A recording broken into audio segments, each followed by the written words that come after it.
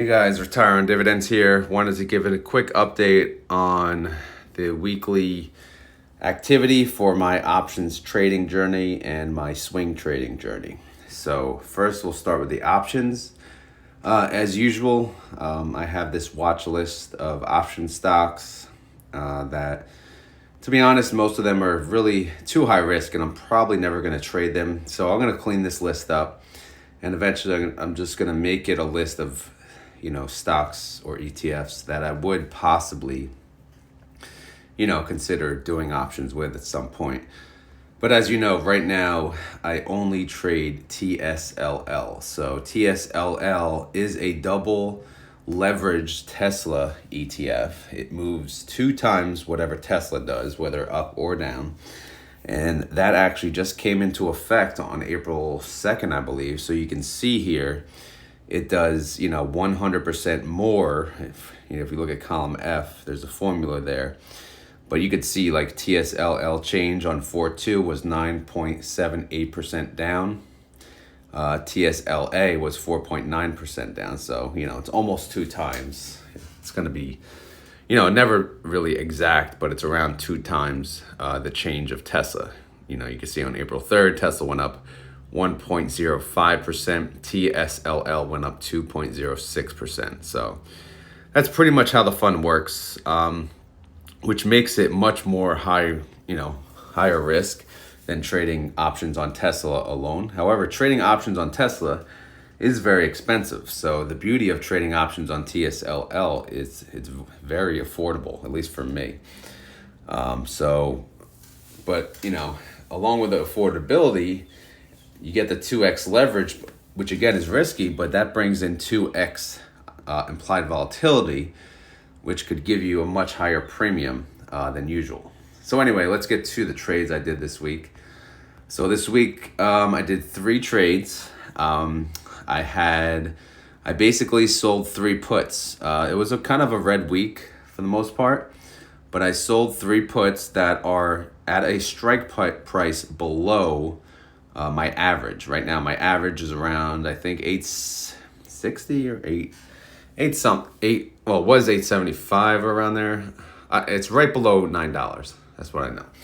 So anyway, what did I do? So when it was at, say, the first one, when it was at 793, I sold a put for 750, which at the time it was 5.42% out of the money.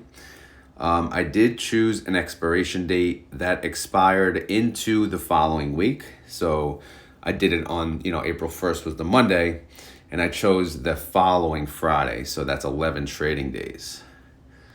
So, and for my troubles, I got 25 cents per share.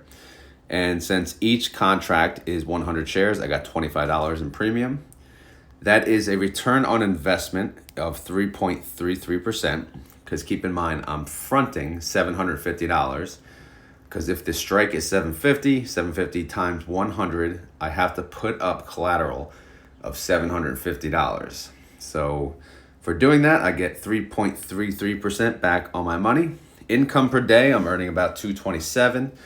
Return on investment per day is 0.3%. And if I annualize that, it's about 110%. The other put, I did this on the Tuesday, the following day. The ETF was at 705. So I said, you know what? I'll go even lower. I'll sell a put at $7. At that point in time, it was only 0.71% out of the money, but I got a premium per share of 40 cents, which is, with 100 shares is $40.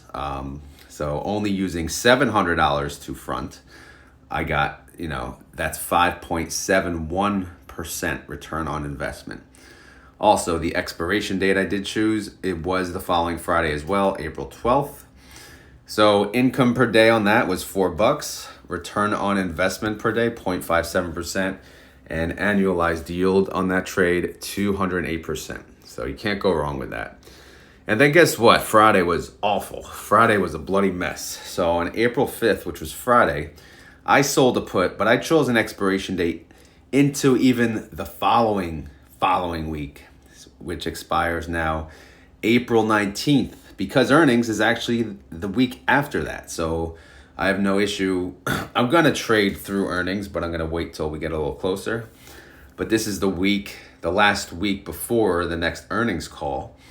So obviously that's for 14 days. At that time, the stock was at 720. So you know what?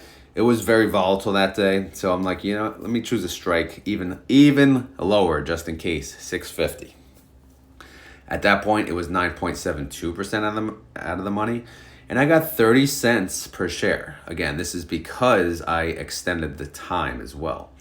So total premium for that transaction, $30 with the, I fronted 650. So that's a return on investment of 4.62%.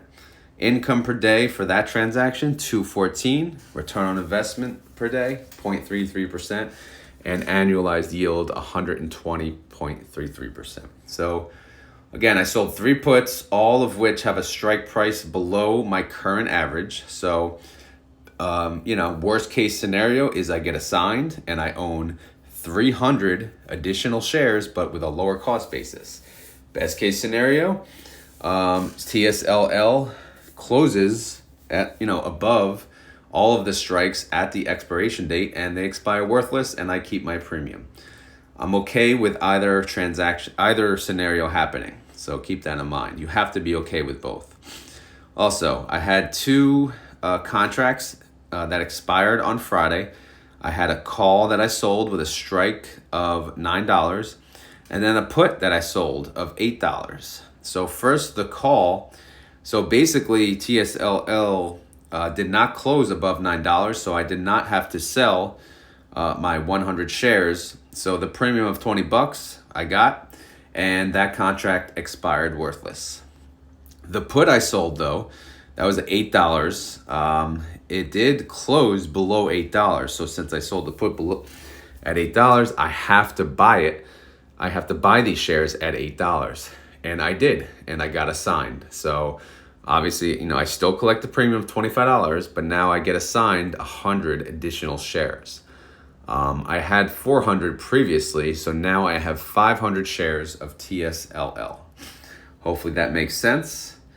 But as of right now, again, I have 5 contracts open currently. 1 is a call, and then I have 4 puts. So my holdings at the very moment, I have, again, 500 shares. Here's the different strikes, the different premium per share, and the cost basis after the premium. Let me freeze the panes here. But basically, I use, when I consider cost basis, when I'm doing options, I use the actual price that I paid. I don't add in or deduct premium per share for the cost basis because I want to keep my premium. I don't want to use that unless I absolutely have to. So for now, I'm using what I paid via this strike. So right now my average cost basis is $8.60, and that's thanks to this new $8 put that got assigned. So I have 500 shares at $8.60. So what I could do is I can continue to sell calls at $9, or I could possibly consider, since I'm pretty close, I'm close enough to the $8.50 range, that I could probably sell calls if needed at $8.50. If TSLL keeps going down, then all of these puts here, they will get assigned and my cost basis will go even lower. And that way I could sell calls at an even lower price. But if TSLL goes up, then guess what? I can sell calls at $9, no problem, and collect a good premium. But we'll see what happens. I know there was some news coming out, or that did come out, about the robo-taxi that came out after hours on Friday. So that could mean a nice green week next week, but we shall see. Total income I generated for this past week is $95 in premium income. Total capital I put up was $2,100. That's a yield of 4.52%. These columns I'm going to have to probably adjust. The problem is some of these now, they're no longer weekly. I've been going out a little further, 2 weeks mostly, sometimes even 3. So it's kind of, I'm kind of inflating the number here. So for the 4.52% is really 2 to 3 week yield. So I do have to figure out how I can adjust this. So I don't want to give you numbers that are really aren't true. But just, for now, it is what it is. As it's stated, it could be, 235% yield, which obviously it's really good. But again, I had to go over across weeks. So if I keep the average that I had with 150%, 156% rate of return annualized, again, if I traded $20,000 consistently, that would earn me about $2,600 per month, which, ideally that's really good. So again, TSLL is the ETF I'm going to use for now. Once it recovers and I sell calls and all of them get assigned, will I consider a different ETF? Possibly. Which one? I don't know. I haven't found that perfect ETF. I'd like to do it on an index, to be honest. But at the same time, the only way to get the proper implied volatility to capture some good premium would have to be like a double leveraged ETF. So this is a double leveraged Tesla fund. So I mean, in that one, this produces some really good premium. So I don't know. I may stick with this. I may venture out. I have to think. But for now, I don't have room to venture out because I'm on a dire rescue mission here to rescue my cost basis. And with earnings coming up, anything can happen.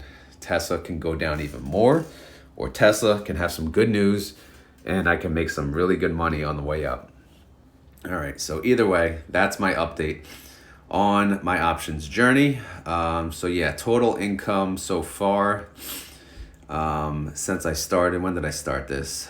February 23rd. I made about $494. So that's decent. Again, I'm not gonna lose money because I'm always gonna sell. I'm gonna sell puts at a certain amount, whatever that cost base it is. I'm gonna sell calls at the same amount. I'm not even gonna consider the capital gains because there is gonna be some, I'm sure, but I'm just gonna consider what I made in premium. Because I'm most likely not even going to sell calls too far above my average. I'm going to take advantage of that total premium. And I'll have no problem selling calls even at $9 if TSLL is above $9, right? I'll take advantage of that. They call it, the intrinsic income of that. So anyway, let me move on. So that's the update with the options. Swing trading, what an interesting week. So I've been on one side of the swing pretty much all week because for the most part, the stock market has been red. So, and I'll show you that in a second. But first, I did add a new fund thanks to someone in my Discord. It's called Bitu. It's basically a 2x leveraged Bitcoin ETF. So it moves with Bitcoin 2x. So I'm like, all right, sign me up. So I bought it. All right, TSLT. Obviously Tesla's been going down.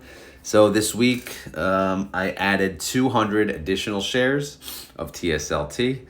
Cost basis is at 10.18. So yeah, I wasn't able to sell any. I got close for a little while, but I didn't. I need to get at least a certain percentage for me to sell.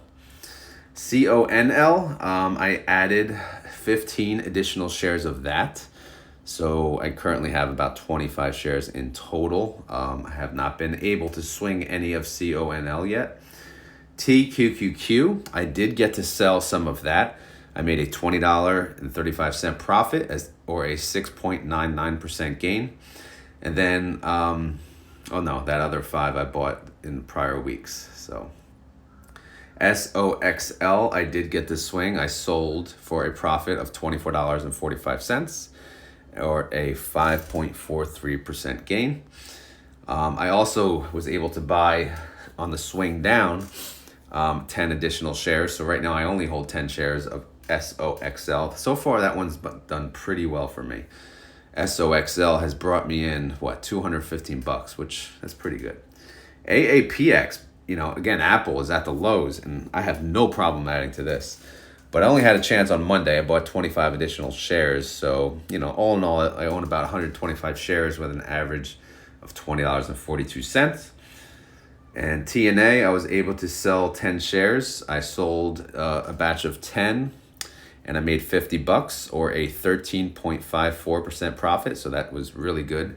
And then I bought more on, I believe, the Tuesday. I bought 10 shares on the slight dip. So right now I'm holding just 10 shares of TNA. MSFX, I own 40 shares. I didn't get to add any or sell any, but I just own 40 shares. NUGT, no activity for this week. NVDX, this is the NVIDIA one. I did buy 10 additional shares. I didn't get to sell any this week. So right now I'm holding approximately 25 shares of NVDX. It looks like NVIDIA is kind of on the way down on a sell-off. So I'm going to have to average down, but hopefully it flips, back upwards at some point, and then I could sell for a profit. DPST, I was able to buy 15 shares this week, average of 72.10. TMF, I bought 30 shares this week, 3 different days I bought in, so average of 50.48. Labu, I bought 15 shares, again, this one 3 batches as well. Again, there's a lot of opportunity this week, so I did a lot of buying. But yeah, I own 15 shares, cost basis of 118.05. URTY, this week I bought 20 shares, so that's 2 batches, 10 each. Cost basis, I'm at 47.82. And Gooks, which is the Google one, I finally was able to add them, I believe on the Thursday. I bought 15 shares at 27.78. And then Bitu, this is the new fund I talked about. I had a chance to buy 10 shares on a slight dip. Cost basis of 37.64. So we'll see how that goes. So all in all, profit wise, again, this is since I started this journey on January 25th. Again, I tracked my profit up to March 31st. From January 25th to March 31st, I made $1,697.40. And then for the month of April so far, I have only made $94.79. However, I'm very top heavy right now. I own more than I'd like to be honest. So hopefully I'm able to sell for some profits next week. And this April number come next weekend should be a decent amount. Hopefully I can at least add another $100 or $200 to that. But we'll see. We'll see how the week goes. But yeah, from inception, Tesla and Coin, I made a lot of money on, but I'm not going to trade on them individually anymore. I'm going to trade on their 2x leverage funds.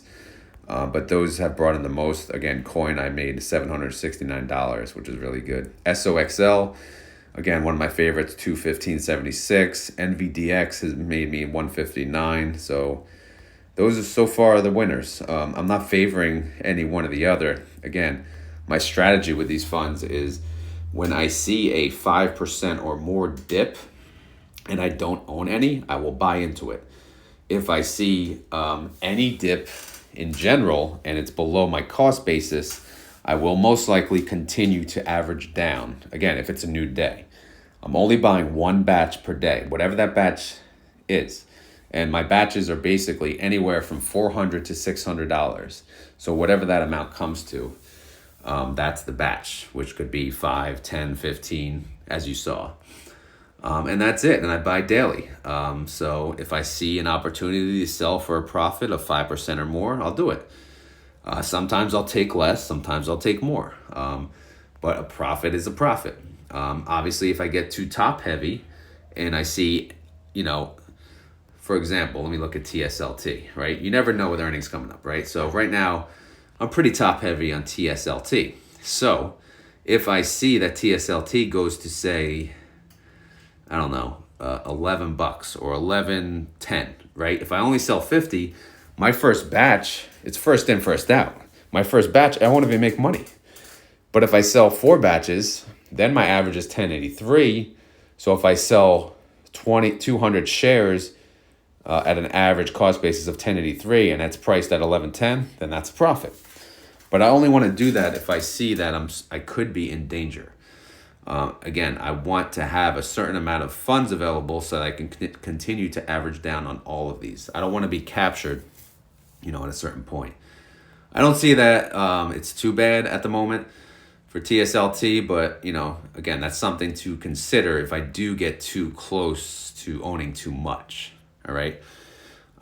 So yeah, so that's that. Outside of that, it's been a pretty good journey. I actually should probably make, now that I'm thinking about this, make a summary sheet which would show how much I own of each, like what percentage. So if I am top heavy on one, then I could say, okay, if 20% of my funds are in one of these, all right, maybe I will cut it. So I will sell it in more than just one batch. So hopefully this makes sense to you guys. Again, I'm new to swing trading in general, but this is just the strategy I kind of just thought of, especially using the 2X and 3X funds, because I see how much they swing one way and the next day, it's amazing. So I figured, why not take an opportunity to make some money on this? And I do this, by the way, in a Roth 401k.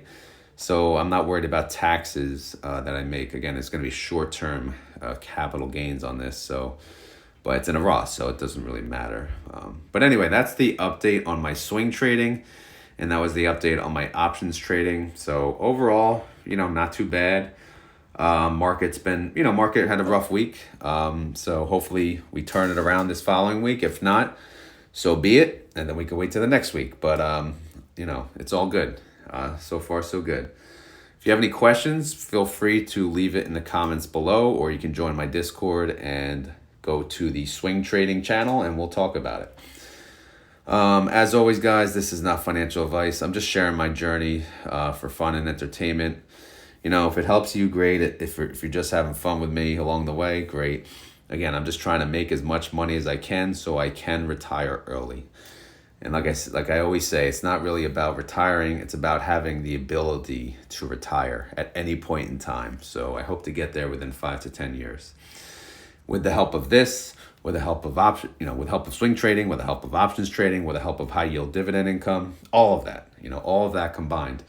And YouTube income, again, there's YouTube ad revenue that they do pay me, which is good.